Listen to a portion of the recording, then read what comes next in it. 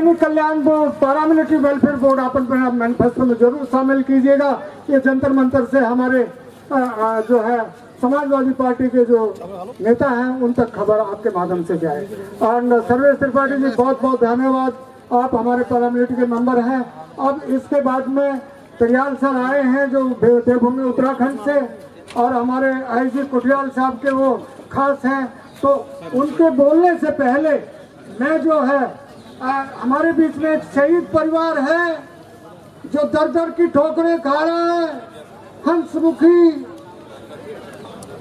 हरीश की, जिसने हरीश ने कश्मीर में शहादत दी, वो अपनी सुविधाओं के लिए दर दर ठोकरें खा रहा है। उनके फादर मदर सब आए हैं और ये हमारे लिए गौरव की बात है कि हम हंसमुखी का स्वागत करें, और ये हमारे लिए सौभाग्य की बात है कि उनको माला पहना के स्वागत करें।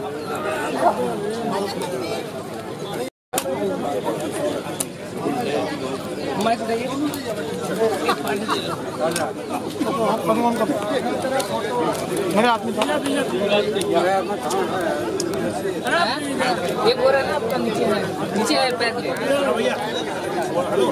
खाने के साथ साथ वहीं बैठ भी जाएं आप लोग, वहीं पर आराम से खाएं, जाएंगे नहीं। अभी आप लोग बैठे पर हमने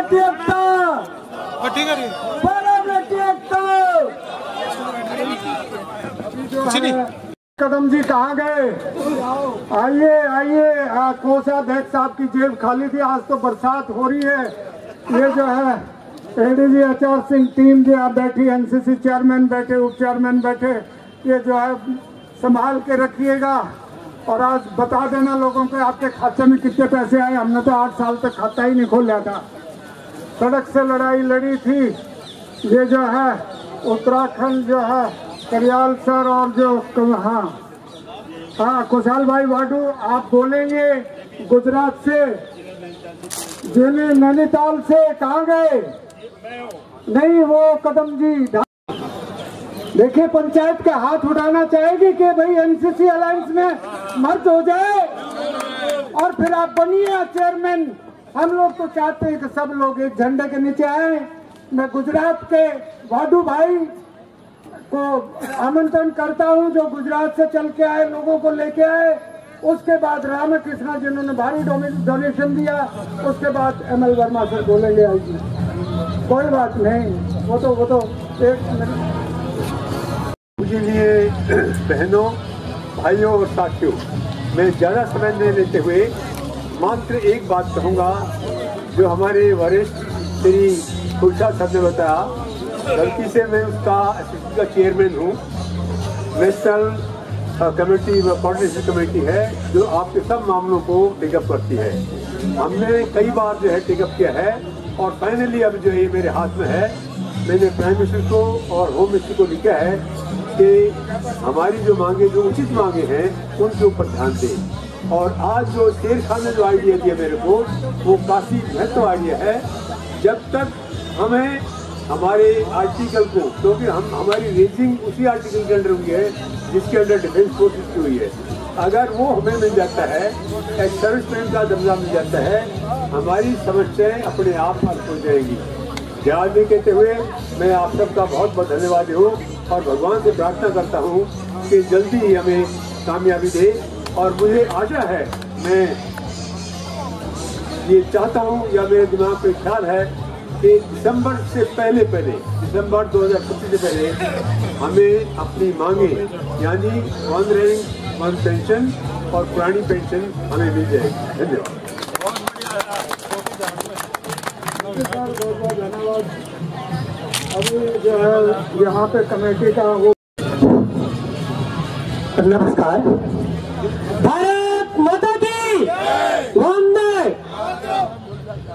मैं किसी गजरे की खुशबू को घर छोड़ आया हूँ, मैं किसी गजरे की खुशबू को घर छोड़ आया हूँ। मेरी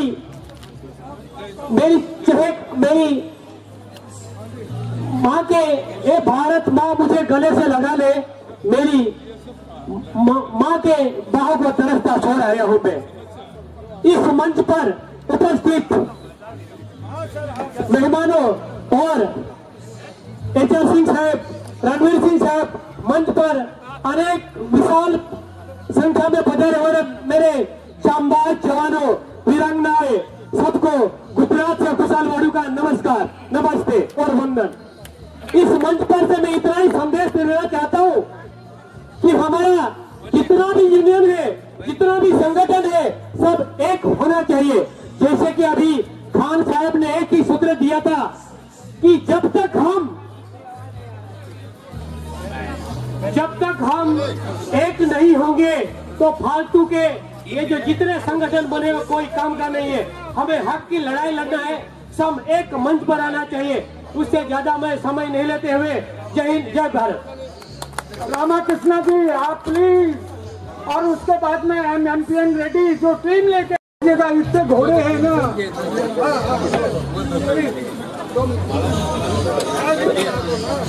मेरे को कौन बड़ा बात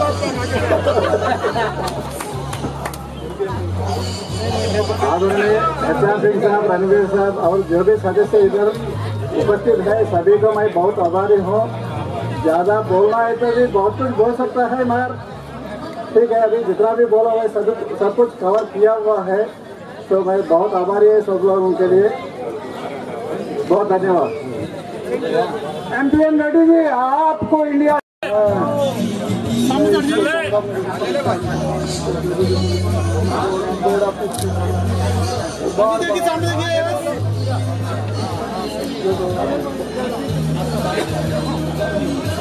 सावधान खड़े, कुछ लोग देखिए क्या कुछ नई ऊंचाइयां खड़ी करने में बड़ा सहयोग दिया। और कदम जी आ जाए। और ये जो है कोर कमेटी के मेंबर हैं जो आज रेड्डी जी सर, और फोटोग्राफर कहाँ गया? फोटोग्राफर इधर को मत देख। कदम जी 5,000 रुपए जो है अलायंस को कोर मेंबर की हैसियत से दे रहे हैं साहब। अरे सर, हम आपको बहुत कुछ करके दिखा दें, आप हमें डोनेशन दें।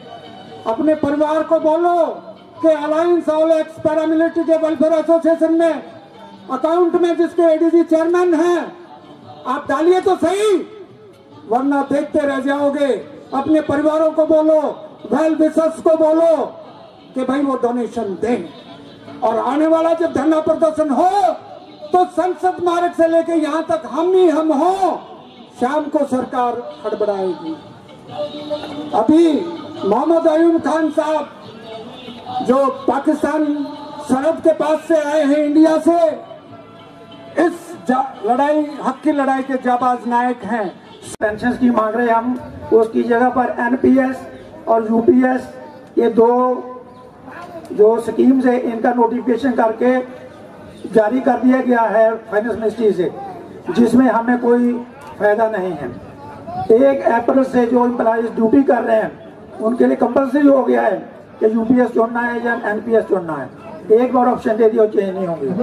तो कितने ही और हैं। हमारी पेंशन 80 साल के बाद जो एक इंक्रीमेंट मिलता था पेंशन के लिए, उसका लिए 65, 70, 75, 80 साल की योजना चल रही है, आज तक लागू नहीं हुई। हमारी फोर्सेस में एज और रिटायरमेंट बढ़ाकर हमारे जवानों में ओवर रैंक में जो है सेग्रीगेशन बहुत क्रिएट कर दिया गया, जिससे अच्छे जवान वॉलंटरी रिटायरमेंट लेके जा रहे हैं। सो बेनती है कि आओ रल मिल के, हमारे पास एक बड़ी अच्छी टीम है, अच्छे अफसरान हैं, अच्छे जो योगदान रणवीर साहब जैसे कर रहे हैं, हम सब मिलके इनके पीछे चलें। एक छोटे से पेड़ को जो रणवीर जी ने बोया था, आज वो कितना बड़ा हो रहा है। इनकी आवाज़ सुनकर पाकिस्तान भी डरता है, बांग्लादेश भी डरता है और चाइना भी डरता है, लेकिन हमारे नेता नहीं डरते। इसलिए हम उनको डराएंगे नहीं, हम बेनती करेंगे कि आप कृपा करके हमारे पर रहम करें, हमारा जो हक बनता हो दे दीजिए। धन्यवाद। बड़ी बात बोल के संसद में प्रशंसा करते हैं, बगैर खाए बगैर नहाए आतंकवाद से लड़ रहे हैं, बजाओ ताली संसद में।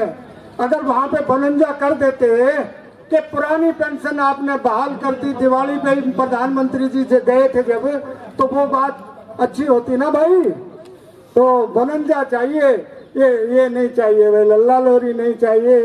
और ठीक है जोगा सिंह, हम लोग अभी एकदम बार बार आ रहा टेलीफोन, सुब्रमण्य लंबा चलता है, वो राहुल का पीछा नहीं छोड़ा इसने, वो शहीद के दर्जे पे ही लगा रहा, वो भंड हो गया और इसी की बात वायरल हो गई।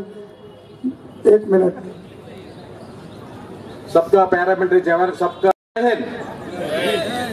सीआरपी पैरामिलिट्री फोर्सेस 14 फरवरी 2019 में 40 लोग जो पोलो में अटैक में मर गया था। उसके बाद 10 अप्रैल 2010 में सुकमा दांतेवाड़ा में 76 जवान मर गया। 6 अप्रैल 2010 शहीद का दर्जा नहीं है। हमारे पैरामिलिट्री जवान मर गए तो मर गया, जवान मर गया, शहीद का दर्जा नहीं है। कई बंदे को ये मालूम नहीं है शहीद का दर्जा क्या, मर गया उसको क्या। जो बंदा एक बॉर्डर में आर्मी जवान, एक बॉर्डर में पैरामिलिट्री जवान मर, पैरामिलिट्री जवान कुछ नहीं मिलता है। शहीद का दर्जा हमारा जो सर्विस की है उन जवान को मालूम नहीं है। शहीद का जवान जो बंदा बॉर्डर में मर जाता है उसको गांव में कुछ जमीन मिलता है, उसको बाद में पेट्रोल पंप और गैस एजेंसी मिलता है, उसके बाद में स्पेशल पे इंक्रीमेंट मिलता है। हमारे जवान बॉर्डर में 15,106 किलोमीटर .750 बॉर्डर में ड्यूटी करता है। Bangladesh, Pakistan, India, Pakistan, Bangladesh, India, Pakistan, BSF, ITBP, India Tibet border बल, चाइना बॉर्डर में एसएसबी, सशस्त्र सीमा बल, CRP, anti terrorist operation, Naxal operation, UN mission, election duty, जितना ड्यूटी करने के बाद में हमारे जवान को कुछ भी नहीं मिलता है। एक माँ का बेटा, 2 बेटा, एक माँ का बेटा, 2 बेटे, तो एक बेटे का दूध, एक बेटे का पानी, ये कौन सा राज्य में मिलकर हुआ? इसका मतलब हम सही ढंग से ड्यूटी नहीं किया। जो ड्यूटी किया तो अब आपको मांगेंगे, सरकार से मांगेंगे। हमारा कोई पार्टी नहीं है, किसी से कोई लेन देन नहीं है। 10 साल से जवान ड्यूटी कर रहा है। हमारे पैरामिलिट्री जवान को सैन्य स्कूल नहीं है, हमारे पैरामिलिट्री जवान को हॉस्पिटल नहीं है, हमारे पैरामिलिट्री जवान को अर्धसैनिक बोर्ड नहीं है। जो सीआरपी 44 आदमी मर गया, 43 आदमी मर गया, उसका 9 आदमी पार्लियामेंट में अटैक में मर गया, उसका कुछ भी नहीं है। जो फंड, जो जवान मर गया उसको 7 दिसंबर 1947 आर्मी फ्लैग फंड डे, उनको फंड को एक अर्धसैनिक फ्लैग फंड खोला हुआ, वो भी पैरामिलिट्री अर्धसैनिक फंड फ्लैग फंड डे खोलने के लिए कई मंत्री को, कई एमएलए को, कई मिनिस्टर को कई बार लेटर देते जा रहे, वो सुनते नहीं। हमारा जवान 365 डेज बॉर्डर में हमारे जवान ड्यूटी करते हैं। हमारे जवान किसी का हाथ कट जाता है, किसी का बाम कट जाता है, किसी का, इसलिए हमारा हर स्टेट में, हर जिला में पैरामिलिट्री ऐक्यता एक पावरफुल बनाने के लिए कृपा करें। अभी समय कम है, इसलिए आपको साथ बात करने का टाइम नहीं मिला।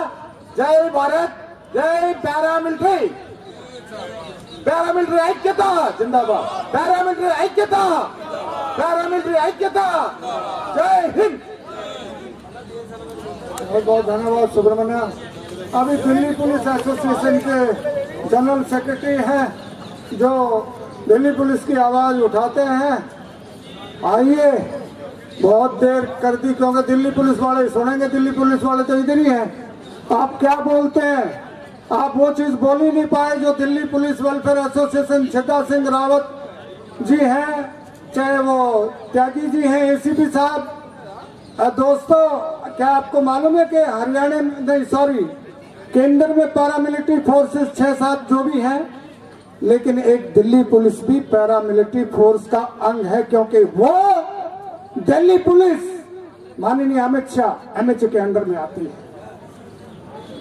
एसीपी 1 घंटे नहीं, छोड़िए आप, हफ्ता भर उसका बिस्तर वहां लगा हुआ, मैं तो रोज मिलता हूं।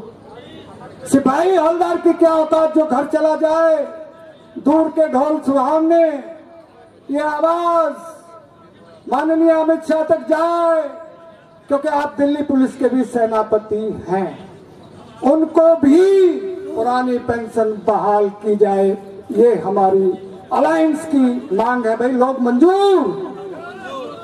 यस। अब आप बोलिए क्या कहना चाहेंगे।